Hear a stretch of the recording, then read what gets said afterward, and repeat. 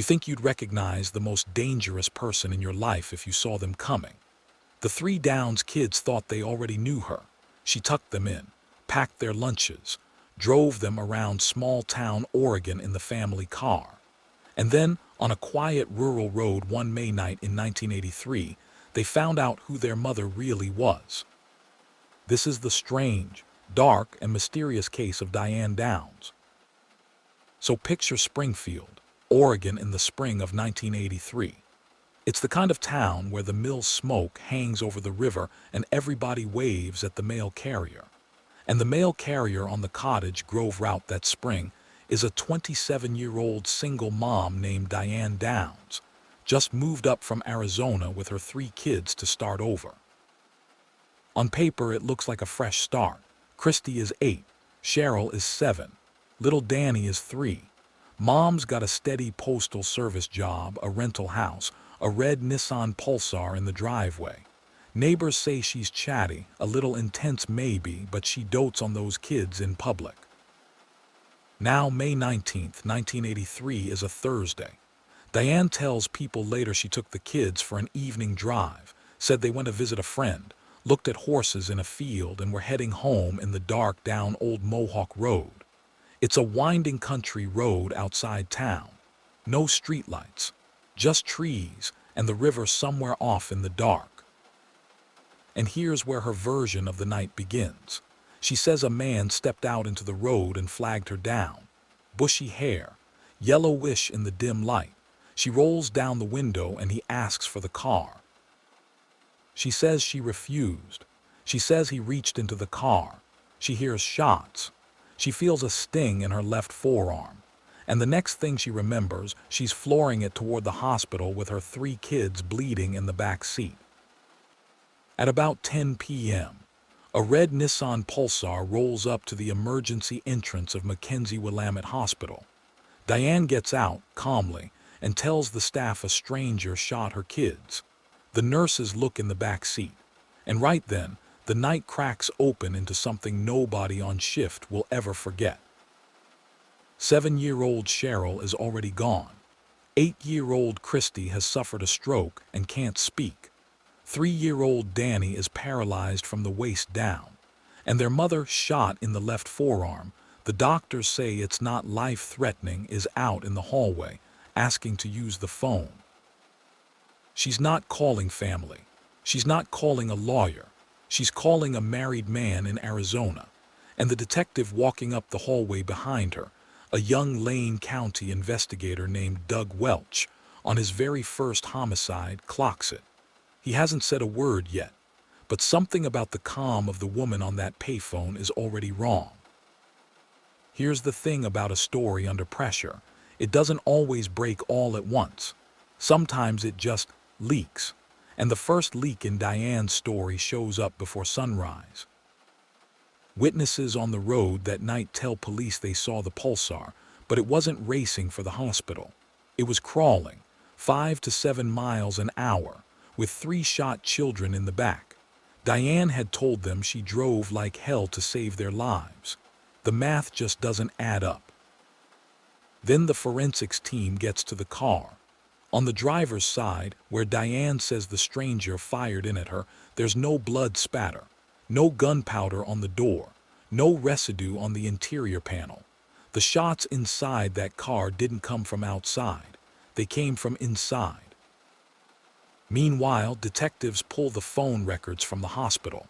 That call Diane made, the one she made before she'd even given a full statement, was to a man named Robert Knickerbocker. Friends called him Nick. He'd worked with her back in Arizona. He was married, and he was, by his own admission, the man Diane Downs was in love with. When investigators sit Nick down, he tells them something Diane never mentioned. He'd ended things. He told her flat out that he wasn't leaving his wife, and he didn't want children, not hers, not anyone's. Then he tells them one more thing. He says Diane owned a .22 caliber handgun. Her ex-husband, Steve Downs, says the same. A .22 same caliber used on those 3 kids. There's just one problem with that. When detectives ask Diane about a gun, She looks them in the eye and says she's never owned one.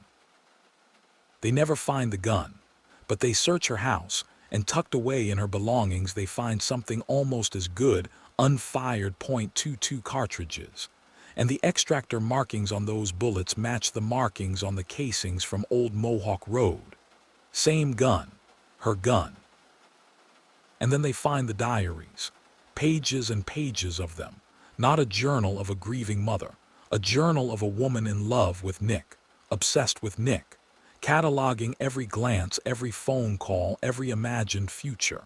And in those pages, investigators start to see how she wrote about her kids, as obstacles, as weight, as something in the way. Detective Welch will later put it about as plain as you can put it. He says she viewed those kids as a burden. And once he says it, the whole shape of that night on Old Mohawk Road snaps into focus. On February 28, 1984, 9 long months after the shooting, Diane Downs is arrested. Murder, 2 counts of attempted murder, 2 counts of first-degree assault. And when she walks into that Lane County courtroom that May, the jury notices something. She's pregnant, visibly, reportedly conceived after the shooting. Prosecutors believe it's a calculated play for sympathy. And so the prosecution has motive. They have forensics. They have the diaries, the affair, the phone call. They have everything except the one thing every juror in that room wants to hear. They need somebody who was actually in that car.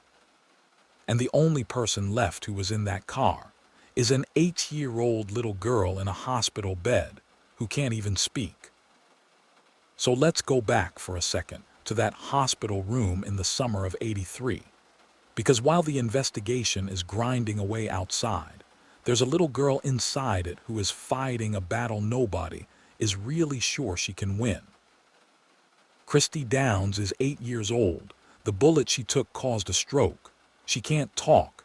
She can barely move one side of her body. The doctors don't know how much of her is still in there behind those quiet eyes. And the prosecutor on her mother's case, Fred Hughey, starts visiting her. Not as a lawyer, just as a person. Months go by. Therapists work with her every single day. And slowly, a syllable at a time, Christy starts coming back. A word, then 2, then sentences. And one afternoon, gently, an investigator asks her about the man on the road that night, the bushy-haired stranger, and Christy shakes her head. She says she didn't see any man. By the time the trial opens in May of 1984, Christy can speak again, and the prosecution makes a decision that breaks every adult in the building. They're going to ask her to take the stand against her own mother. The day she testifies, the room is so quiet you can hear the court reporter breathing. She's a tiny figure in that big wooden chair. Her mother is right there, at the defense table, pregnant, watching her. And the prosecutor walks up and asks her, very softly, who shot her that night. Christy answers 2 words, "My mom." On June 17, 1984, the jury comes back. Guilty, all counts. The judge gives Diane Downs life in prison plus 50 years and tells the courtroom flat out, he does not intend for her ever to walk free. She has been denied parole 4 times now, most recently in December of 2025. Her next hearing isn't until 2031. But here's the part of this story I cannot get out of my head. The part nobody who covered this case ever quite got over. After the verdict, after the sentence, after the cameras packed up and went home, the prosecutor, Fred Hughey, went home too. And then he and his wife Joanne did something almost nobody saw coming. In 1986, they adopted Christy. And they adopted her little brother Danny. The man who put Diane Downs away took the 2 children she'd left for dead on Old Mohawk Road, and he raised them as his own. And that, more than anything else in this strange, dark, and mysterious case, is the part that stays with you. If this case stayed with you, if you can't stop thinking about a little girl who found her voice again just in time to save herself, go ahead and subscribe. A new investigation every week. And in the comments, I want to know, of every twist in the Diane Downs case, which part is the one you can't shake. I'll be reading them,